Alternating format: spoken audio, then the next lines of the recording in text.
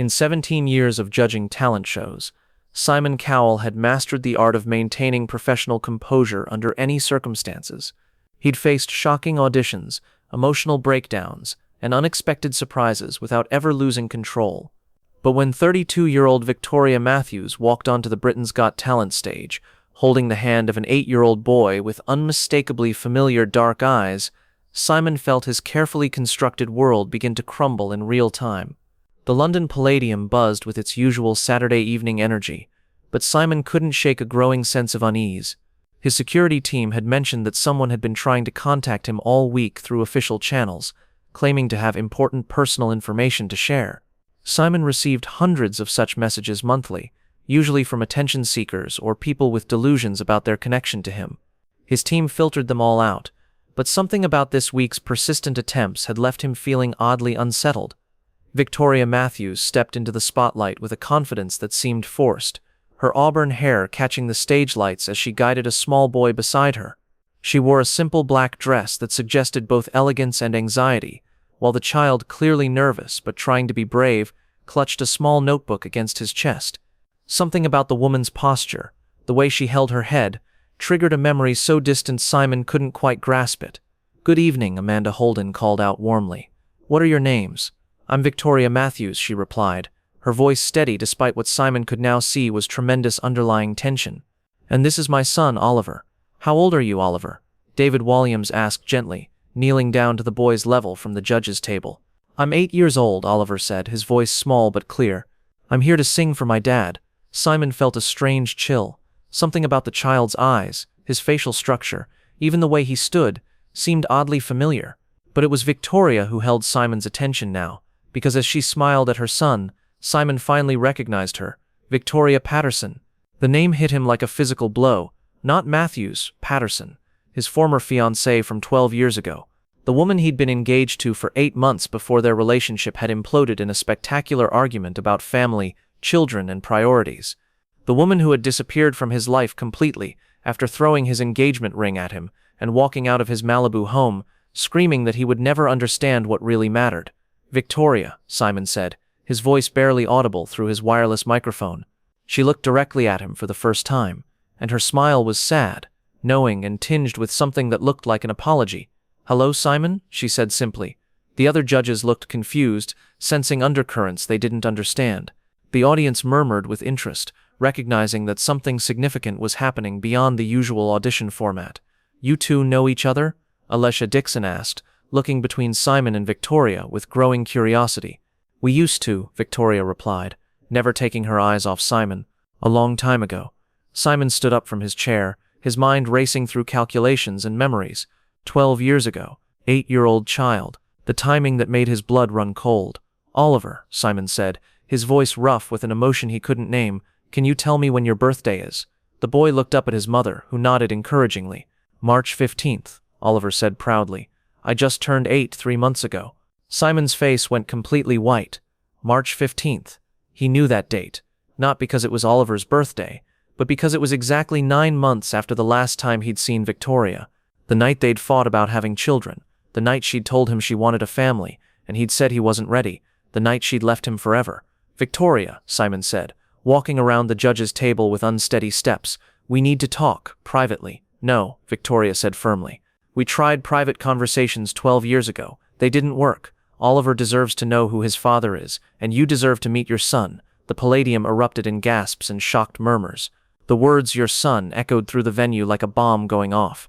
The cameras captured every second of Simon's face as the truth hit him, the disbelief, the shock, the dawning recognition of features he should have noticed immediately.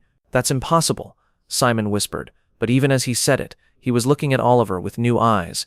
The dark hair that matched his own, the intelligent eyes, the way the boy held himself with a confidence that seemed beyond his years, the same stubborn set to his jaw that Simon saw in the mirror every morning. "Is it?" Victoria asked. "Do the math, Simon." "March 15th, 2016. Simon staggered slightly, reaching out to steady himself against the stage.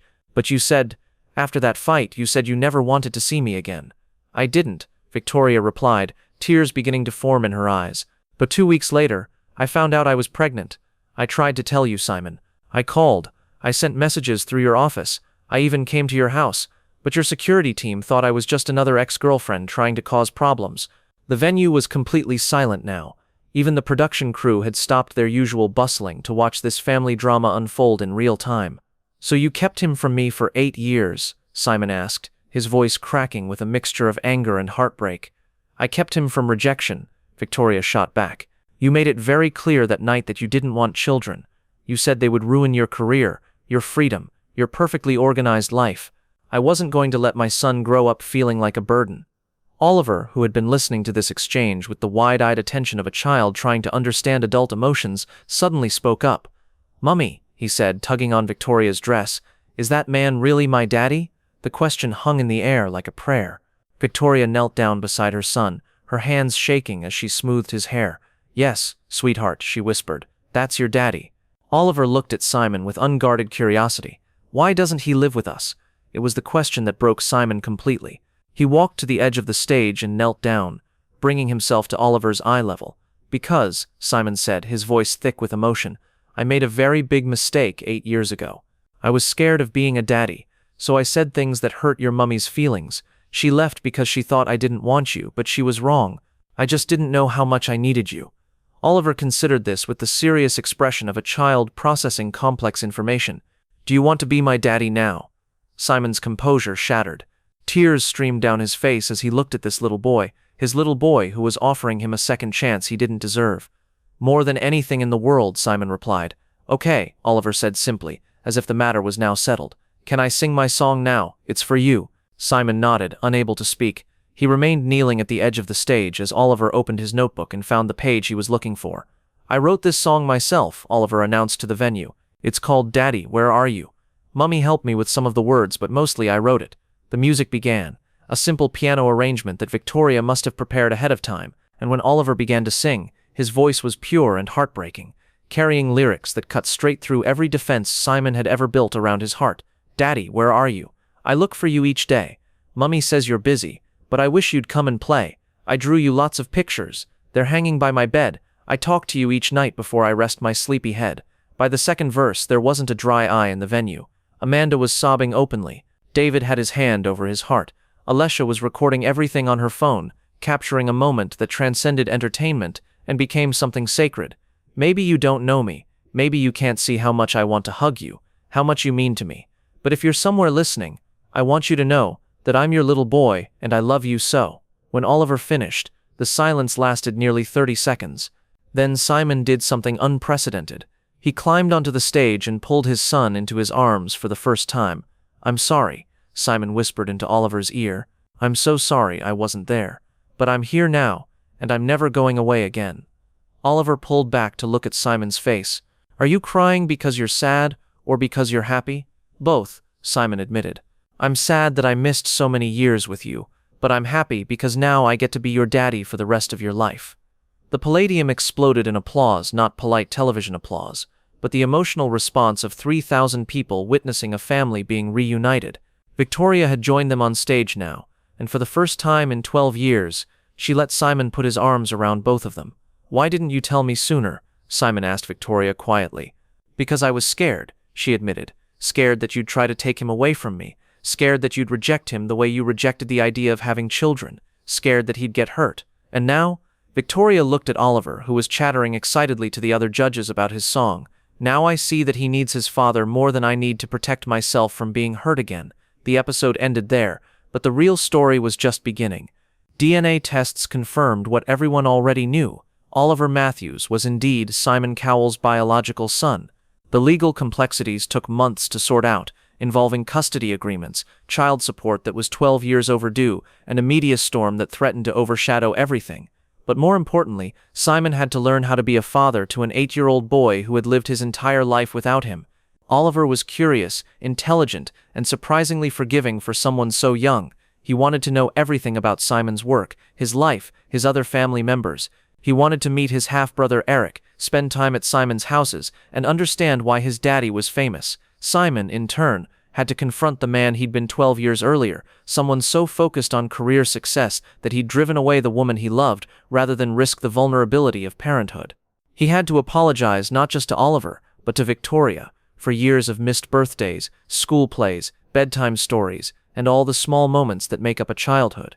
18 months later, Simon and Victoria weren't romantic partners anymore. Too much had happened for them to go back to what they'd been, but they had become something perhaps more valuable, co-parents united in their love for their son. Oliver split his time between both homes, and slowly, carefully, they built the family they should have had years earlier. Oliver never did get a formal score from the BGT judges that night. His audition had become something far more important than a talent competition. But Simon kept the notebook with Oliver's song lyrics, and every night when he tucked his son into bed, he remembered that sometimes the most important performances happen when we stop pretending to be strong and admit that we need the people we love. The song "Daddy, Where Are You?" was never recorded commercially, but it became the most powerful piece of music Simon had ever heard, not because of its technical merit, but because it was sung by his son, for him at the moment when his life finally became complete.